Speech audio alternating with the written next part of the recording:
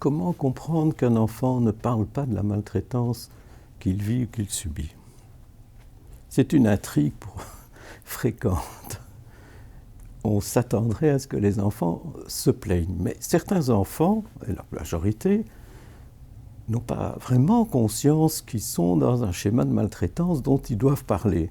Certes, ils souffrent, et ils sont prêts à le dire, mais ils ne sont pas prêts à dénoncer les personnes qui par ailleurs sont des personnes très importantes pour eux ou fort aimées, même bien souvent. Ils ne sont pas du tout prêts à les dénoncer, et dès qu'ils perçoivent les enjeux de ce qui peut se jouer autour de cette, entre guillemets, dénonciation, ils préfèrent parfois ne pas se hasarder plus loin et ne pas dépasser un petit peu trop de la tranchée. Ils restent barricadés.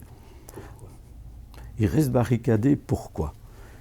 Il y a à ça plusieurs raisons. C'est que, moi j'en vois une, que j'ai vue souvent d'ailleurs, c'est que l'enfant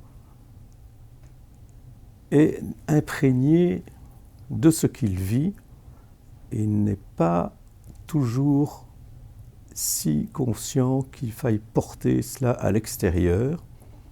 Le monde extérieur peut être perçu aussi comme menaçant. Les personnes qui l'entourent lui communiquent cela verbalement et non verbalement. Il y a un risque de rétorsion qui est bien présent à l'esprit de beaucoup d'enfants. Parfois, pour moi, ça prend la forme d'un syndrome de Stockholm, c'est-à-dire la personne qui finit par être solidaire de son ravisseur. Je force le trait, mais je dis qu'il y a parfois de cela aussi, mais il y a aussi de forces très importantes dans les liens familiaux qui font loyauté et qui font qu'on ne porte pas à l'extérieur les soucis qui se passent, ou les choses même graves qui se passent en famille. Quant aux abus sexuels, si l'enfant ne parle pas, là il y a aussi beaucoup plus une dimension de menace, de chantage, avec menace de mort, bien souvent, et la conviction chez l'enfant qu'il est fautif d'avoir commis ce qu'on a fait sur lui. Cette dimension se retrouve quand même assez souvent aussi. Et donc, c'est un frein pour l'enfant, car il s'expose à une sanction dans son imaginaire en parlant de ce qu'il subit et vit, qui n'est pas normal du tout et qui est transgressif.